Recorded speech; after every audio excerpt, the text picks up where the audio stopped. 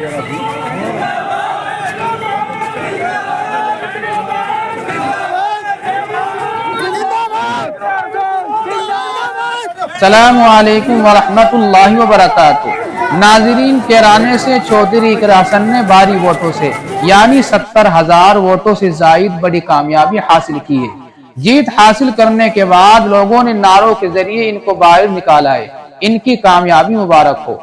लेकिन इस लोकसभा इलेक्शन में बीजेपी के बड़े बड़े लीडरान भी रोने पर मजबूर हो गए। अब जरा ये वीडियो देखें कि यूपी के मरकजी वजीर और मुजफ्फरनगर सीट से बीजेपी के उम्मीदवार संजय बालियान गिनती के मकाम से चले गए।